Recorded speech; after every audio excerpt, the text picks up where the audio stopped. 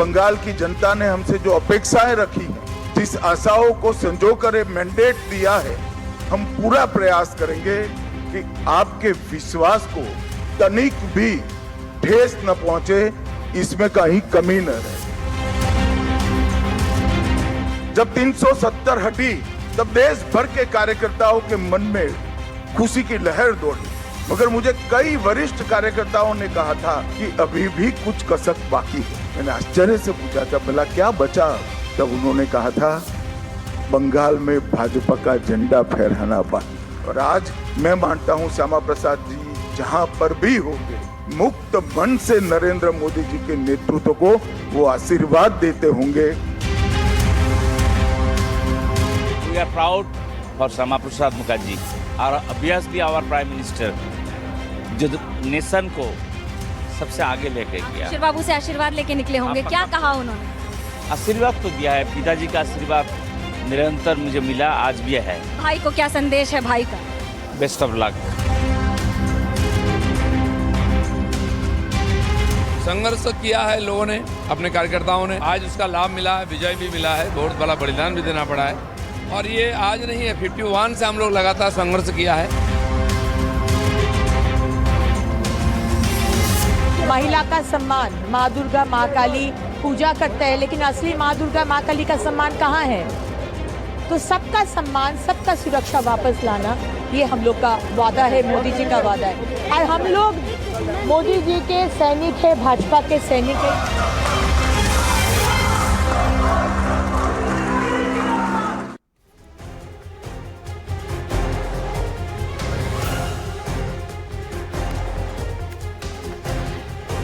तो ये तस्वीरें देख लीजिए। अब ये बताया जा रहा है कि शुभेंदु अधिकारी का ये काफिला जो अब लोक भवन की तरफ जा रहे हैं, क्योंकि वहां सरकार बनाने का दावा पेश करेंगे। आज ही सरकार बनाने का दावा पेश कर देंगे। विधायकों की हस्ताक्षर की हुई चिट्ठी पेश की जाती है और उसके बाद जब सरकार बनाने का रास्ता साफ हो जाएगा तो कल शपथ ग्रहण पश्चिम बंगाल में ब्रिगेड ग्राउंड में किया जाएगा। तो उसकी भी तैयारी पूरी है। लेकिन ये तस्वीरें देखिए, शुभेंदु अधिकारी के साथ कैसे जो वहां विधायक पहुंचे थे सब तस्वीरें खिंचा रहे हैं। शुभेंदु अधिकारी अब पश्चिम बंगाल में दीदी नहीं दादा सरकार हो, शुभेंदु दादा अब सरकार बनाएंगे और बतौर मुख्यमंत्री के रूप में अब उन पर नजरें भी बहुत रहेंगी, क्योंकि एक आक्रामक प्रचार ममता बनर्जी को हराकर सत्ता में वापस और सत्ता में आए हैं। और सत्ता में आने के बाद अब जो वादे किए, जो आज गृह मंत्री कह रहे थे और शुभेंदु अधिकारी ने भी उन्हें दोहराया कि जो वादे किए उन्हें पूरा किया जाएगा। तो जरा मैं बता दूं, बीजेपी के राष्ट्रीय प्रवक्ता जफर इस्लाम साहब जुड़ गए हमारे साथ एनडीटीवी के कंसल्टिंग एडिटर जयंत घोषाल जुड़े हुए हैं। आप गार्गी नंदी रॉय को देख रहे हैं, राजनीतिक विश्लेषक सतीश के सिंह वरिष्ठ पत्रकार हमारे साथ हैं स्टूडियो में। हमारे साथ टीएमसी के नेता शाकिर अली साहब जुड़ रहे हैं। संगीत रागी जी थोड़ी देर में जुड़ेंगे, आरएसएस विचारक हैं। बहुत बहुत धन्यवाद आप सबका जुड़ने के लिए। जफर साहब, आज बहुत बड़ा दिन बीजेपी के लिए, शुभेंदु अधिकारी के नाम का ऐलान हो गया है। अब ऐसा लग रहा है विपक्ष की सारी नजरें पश्चिम बंगाल पर रहेंगी कि जो वादे किए वो पूरे कर रहे हैं कि नहीं, और ममता बनर्जी को हराने के बाद अब पहली बीजेपी सरकार काम कैसी करेगी वहां।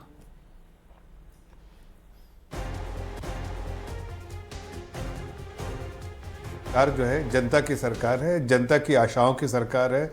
जनता की आशा है कि वहाँ कट मनी नहीं हो, सिंडिकेट नहीं हो, एक ऐसी सरकार हो कि जनता के हितों के लिए काम करे, जनता के हितों की सुरक्षा करे, महिलाएं सुरक्षित महसूस करे, आम नागरिक सुरक्षित महसूस करे, इंडस्ट्री बने, नए रोजगार के जो है नए रोजगार वहाँ पर उसकी उम्मीदें और बढ़े, और बहुत सारी चीज़ें जो है एक आम नागरिक खास के युवा पीढ़ी को भी बहुत सारे अपॉर्चुनिटीज़ वहाँ मिले। और बहुत इम्पॉर्टेंट बात है कि जिसके बारे में जिसका जो उल्लेख जो है आदरणीय गृह मंत्री जी ने भी किया कि संस्कृति, जिसके लिए शिक्षा, जिसके लिए जाना जाता है वेस्ट बंगाल, उसको प्राथमिकता हमारी सरकार देगी। तो ये सरकार जो है ना, जो उम्मीदों की सरकार है, जो वेस्ट बंगाल में 51 साल से जो आम जनता, आम नागरिक जो उम्मीद कर रही थी, वो सरकार बनेगी। जो बहुत अब तक तो वहाँ पर भारतीय मूल के लोग हो के भी विदेशी मानसिकता की सरकार रही है। अब पहली बार ऐसा होगा भारतीय मूल के लोग, भारतीय मानसिकता की सरकार, वही सरकार जो गुरुदेव टैगोर जी की सोच थी, वही सरकार जो बंकिम दा की सोच थी, वही सरकार जो श्यामा प्रसाद जी की सोच थी। एक सरकार जो अंतिम पंक्ति में खड़े हुए सभी लोगों को जो है मजबूत करने वाली सरकार हो। ये बहुत बड़ा दिन है भारतीय जनता पार्टी के लिए और बहुत छोटा दिन है उन लोगों के लिए जिसकी मानसिकता बहुत छोटी है, जैसे अपोजिशन के लिए, जैसे टीएमसी के लिए। यहां से टीएमसी का विनाश शुरू होगा, इसलिए कि जनता देखेगी जो एक ऐसी सरकार जो जनता के लिए काम करने वाली एक जो नहीं, आप जब बोल रहे हैं टीएमसी का विनाश शुरू होगा तो बहुत से लोग इसे कहीं धमकी ना समझ ले। जफर साहब, आप कह रहे हैं टीएमसी का विनाश शुरू होगा, कोई लोग इसे धमकी तो नहीं कहेंगे? नहीं, मैंने कहा कि अपने गवर्नेंस मॉडल से एक गवर्नेंस मॉडल जो जनता के हितों के लिए काम करने वाला, प्रदेश के हितों के लिए काम करने वाला, आम नागरिक की सुरक्षा वाली सरकार, और एक cut money, syndicate, mafia, don, goons, गुंडा, एंटी सोशल एलिमेंट उनकी सरकार हो और एडमिनिस्ट्रेटिव फेलियर हो। यह एडमिनिस्ट्रेटिव फेलियर की सरकार थी और यहाँ गवर्नेंस मॉडल जो है सॉलिड गवर्नेंस मॉडल की सरकार होगी। तो आज देखिए क्या बताता हूं, पतन तो होगा टीएमसी का, खुद से करेंगे टीएमसी वाले, खुद से पतन करेंगे अपने। नहीं, अच्छा, आपने जब ये बोला कि खुद से करेंगे तो मैं एक बार शाकिर अली साहब के पास जा रही हूँ। और जो भी नाम बोलिए जी, मैं एक बार शाकिर अली साहब के पास जाऊंगी। शाकिर अली साहब, आज मैं ये सवाल इसलिए आपसे पूछ रही हूँ क्योंकि एक झड़ी लग गई है टीएमसी नेताओं की बीजेपी में जाने के लिए, तो ऐसा तो नहीं कोई प्लान बना रहे आप भी? नहीं, ऐसा कोई झड़ी नहीं लगा है। जफर साहब से मैं मुखातिब हूँ कि उन्होंने कहा कि टीएमसी का विनाश शुरू है, तो टीएमसी का तो हार हो गया, अब क्या विनाश होने वाला है? सत्ता आपके मुख्यमंत्री को, नवनिर्वाचित मुख्यमंत्री को मैं प्रणाम और बधाई देता हूं, आपके गवर्नमेंट को भी बधाई देता हूं और साथ ही साथ आशा करता हूं कि कल जब शपथ लेंगे तो दुर्गा पूजा आने वाला है। दीदी 1.5 लाख रुपया क्लब को देती थी, उसका घोषणा होगा और लक्ष्मी भंडार की जगह पर 3000 का आपने वादा किया था, उसका कल घोषणा होगा, क्योंकि 2 महीना से वो लोग को लक्ष्मी भंडार नहीं मिल रहा है। और रह गया कि तृणमूल में जाने का, बीजेपी में जाने का कोई झड़ी नहीं लगा हुआ है, ये एक माहौल सा बना हुआ है, लेकिन ऐसा ग्राउंड पे नहीं है। नहीं भाई, लोग प्रेस कॉन्फ्रेंस करके कह रहे हैं कि माफ कर दीजिए। आप कैसी बातें कर रहे हैं? कितने प्रवक्ताओं ने प्रेस कॉन्फ्रेंस करके कह दिया माफ कर दीजिए, हमने ऐसी हम जो ये सत्य है कि नहीं है? आप ही के सहयोगी है, वो तो प्रेस कॉन्फ्रेंस कर रहे हैं। रीजू दत्ता की मैं बात कर रही हूँ, उसके अलावा कई नेता ऐसे हैं। बीजेपी कह रही है कि झड़ी लगी है। हाँ, नहीं, जनता के बीच जो गलती किए हैं उनको तो माफी मांगना ही होगा। मैं भी तो शाकिर अली हूँ, मैं भी तो पूरा कलकत्ता घूम रहा हूँ, मुझे क्यों नहीं माफी मांगने पड़ रहा है? जो गलती करेंगे उनको तो जनता के सामने माफी मांगना ही होगा। अच्छा, जो गलती करेगा उसे माफी मांगना पड़ेगा, ठीक है? जो गलती करेगा उसे माफी मांगना पड़ेगा। वो कह रहे हैं हमने तो कुछ नहीं किया है, हम तो वापस इस विनाश की बात क्यों कर रहे हैं? क्योंकि वापस आपको लगता है बाउंस बैक कर सकती है यहाँ से टीएमसी? देखिए गार्गी जी, बाउंस बैक तो मुझे नहीं लगता है कर सकते, लेकिन ममता जी जो है ना, ममता जी स्ट्रीट फाइटर है, वो कुछ भी कर सकती है। तो इसीलिए बीजेपी को बहुत कॉशियस रहना पड़ेगा। और दूसरी बात, बीजेपी का चैलेंज तो है, क्योंकि 4 तारीख को जो टीएमसी के गुंडे, फुट सोल्जर्स है, वो शाम को बीजेपी के झंडे लेकर जय श्री राम बोल रहे थे। ये मेरा जहाँ पे घर है कलकत्ता में, नागतौला, वो सब एरिया में ऐसे हुआ है। जो ऑटो वाले जिनके पास वो टीएमसी का सिंबल था, घास फूल, वो कमल लेके चल रहे। तो ये नहीं होना चाहिए। मैं जाफर जी से इतना बोलना चाहती हूँ, जाफर जी प्लीज, लोगों ने जो आपको वोट दिया, ये जो जनादेश है, बहुत बड़ा अपेक्षाएं है आपसे, तो प्लीज टीएमसीफिकेशन ऑफ बीजेपी नहीं चाहिए। जैसे सीपीएम के गुंडे टीएमसी में आए थे, टीएमसी को गुंडे अभी बीजेपी में आएंगे। प्लीज, मुझे पता है कि शायद पॉलिटिकल पार्टीज को मसल पावर की जरूरत होती है, लेकिन फिर भी इन गुंडों को तो मत लीजिए। आपके पास बहुत चैलेंजेस है, हिंसा को आपको रोकना है, योगी स्टाइल रोकना है। मैं तो ये भी बोल दे रही हूँ, क्योंकि बंगाल का जो हाल है बहुत खराब है। योगी स्टाइल रोकना है। जहांगीर गार्गी जी कह रही है योगी स्टाइल में काम करना पड़ेगा शुभेंदु अधिकारी को। अब ये बड़ी बात है। सतीश जी जरा बताइए। ये तो पहले से लगता है काम चालू हो गया है, देखा नहीं? योगी स्टाइल में? हाँ, अच्छा, नहीं बोल रहे। अरे आप कल या परसों आपने देखा कि एक न्यू मार्केट में बुलडोजर लेके लोग पहुंच गए। ये कौन लोग थे? हो सकता है टीएमसी के ही लोग हो, ये पता नहीं चला है, हालांकि तो पता नहीं कौन लोग थे। मैं आज दो तीन टिप्पणी करना चाहता हूँ। अभी ये कहा जा रहा है कि संस्कृति का विजय हो गया, श्यामा प्रसाद मुखर्जी 100 साल के बाद सनातन विजय फलां ठिका बहुत तरह की बातें की जाएगी, लेकिन ये मुख्यमंत्री किसको चुने जो 6 साल पहले तक उसी कटमनी उसी सिंडिकेट के पार्ट थे। 6 साल पहले ये भारतीय जनता पार्टी में आए हैं शुभेंदु अधिकारी, तो सब कुछ इनको मिल गया, सनातन मिल गया, हिंदू विजय मिल गया, सब कुछ मिल गया, लेकिन एक पुराना विचारधारा वाला जो इनके यहाँ से पैदा हुआ वो नेता नहीं मिला। एक बात और कहना चाहूंगा कि कहा जा रहा है, आज अमित शाह ने कहा गो तस्करी रुक जाएगी, घुसपैठिया मुक्त भारत हो जाएगा, ये हो जाएगा, वो हो जाएगा। सही है, वो राष्ट्रीय सुरक्षा की दृष्टि से और 370 से तुलना की है बंगाल के विजय को। तो आज जो है मेरे ख्याल से शुभेंदु अधिकारी उतने बड़ा मुद्दा नहीं है जितना अमित शाह ने आज अपना कद बढ़ाया है। अच्छा, अब ये देखिए, ये जो बात बोली है इन्होंने, जयंतो दा नहीं आपसे अग्री कर रहे हैं। अब जयंतो दा, ये सतीश जी का कहना है कि बीजेपी ने भले ही सरकार बना दी हो लेकिन अपनी विचारधारा वाला नेता नहीं मिला, टीएमसी से इंपोर्ट करना पड़ा। देखिए, अगर ऐसे बोलेंगे तो केसी पंत भी कांग्रेस से आया था, ऐसे बोलेंगे तो कांग्रेस से लेफ्ट विंग, राइट विंग, सेंट्री सब निकला, तब तो ये सब कांग्रेसी है। तो राजनीतिक दल के सुषमा स्वराज तो लोक दल के बेदेवियाल के सरकार के सबसे कनिष्ठ मिनिस्टर बने थे। सुषमा स्वराज अपने गुण पर, अपने कृतित्व पर, अपने आप को आज अगर आप सोचेंगे तो वो भाजपा ही सोचेंगे ना हम लोग।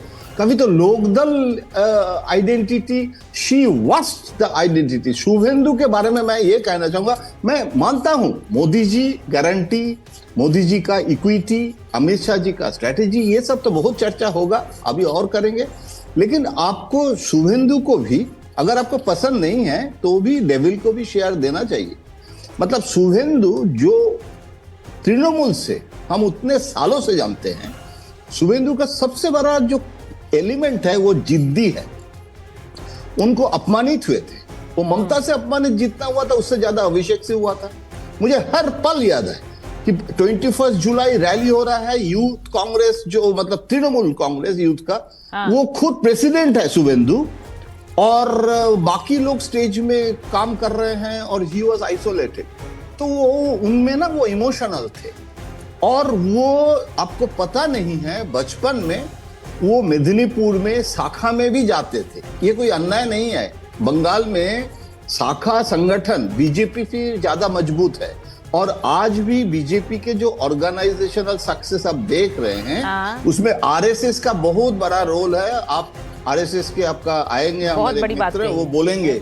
लेकिन एक चीज बताता हूं, ये शुभेंदु आरएसएस के बड़ा कॉन्फ्रेंस हुआ था दिल्ली में, मोहन भागवत जी थे, पहली बार कोई मतलब जिसको लैटरल एंट्री कहते हैं हम लोग, तब तो असम का चीफ मिनिस्टर, बिहार के चीफ मिनिस्टर सब बाहर से है, तो उसमें एंटीजन एंटीबॉडी का जो समस्या शुभेंदु के साथ क्यों नहीं हुआ, वो खुद मोहन भागवत जी उनको बुलाया था। कभी ऐसे होता नहीं है, कोई आरएसएस के सम्मेलन में ऐसे नहीं बुलाते हैं, उनको बुलाया था। और हम लोग पेपर में, बंगला पेपर में लिखा था कि जैसे ब्राह्मण को वो उपवीत धारण करने से द्विजत्व प्राप्ति होता है, तो वो आरएसएस के सम्मेलन में जाके उसको एक न्यू लाइफ लाइक वो जो ब्राह्मण का जो देखिए जयंतदा, आप जो बात बता रहे हैं, सतीश जी सुन लिया आपने, बचपन में शाखा में जा रहे थे शुभेंदु अधिकारी, आप यहाँ बोल रहे हैं इंपोर्ट किया है, नई विचारधारा है, वो क्या बता रहे हैं? सुचारिता, जयंतोदा से आप ये भी पूछिए कि अगर महिला जाती है तो क्या ममता बनर्जी भी आरएसएस के शाखा में जाती थी? ये क्या लोग तो ये आरोप लगाते हैं कि ममता जी ने बंगाल में इनके लिए, बीजेपी के लिए, आरएसएस के लिए दरी बिछाया, जिसको इन्होंने कालीन में परिवर्तित कर दिया। नहीं, भाजपा के साथ ममता बनर्जी का तो अलायंस सीट एडजस्टमेंट हुआ था, ये कोई सीक्रेट तो नहीं है। वो तो वाजपेयी जी, आडवाणी जी ने मुझे बोला था कि ममता हमारे उमा भारती है, आज के उमा भारती नहीं, उस समय के जो एकदम एंग्री यंग बीजेपी के, तो बोला ये हमारे उमा भारती है। और उनके साथ बातचीत करके जो बीजेपी ने किया था, अरे भाई एनडीए के तो ममता बनर्जी रेल मिनिस्टर भी तो बीजेपी ने बनाया था ना।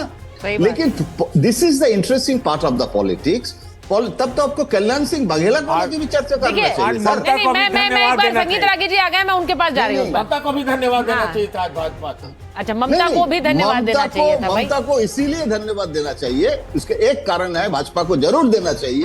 मैं एक बार वो है कि extension of that CPMism has become TMC, मतलब सीपीएम जैसे। अच्छा, यानी कि जो वाम युग था, वाम दल का सत्ता थी, उसका भी बुरा जो एक उसका एक बुरी तस्वीर बनकर उभरी ममता बनर्जी की सत्ता, ये कह रहे हैं जयंतदा। मैं एक बार प्रोफेसर आगी के पास जा रही हूँ। प्रोफेसर आगी, ये बड़ी इंटरेस्टिंग बात अभी जयंतदा कह रहे थे। वो कह रहे थे शुभेंदु अधिकारी बचपन में शाखा में जाते थे, तो ये कोई बड़ी बात नहीं है। आज बहुत से लोग कह रहे हैं कि जो ममता दीदी के यानी टीएमसी से आए, वो सबसे बड़े हिंदू नेता के रूप में अपने आप को दिखाना चाह रहे हैं। ये बहुत से लोग इस पर सवाल उठाते हैं। मैं उस पर जफर जी के पास जाऊं, लेकिन पहले आपसे पूछूंगी।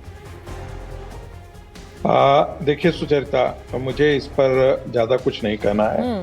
जब से भारतीय जनता पार्टी बनी है, मतलब 2014 वाली भारतीय जनता पार्टी, और जब से भारतीय जनता पार्टी सत्ता में आई है, तब से बहुत सारे लोग बाल स्वयंसेवक हो गए हैं।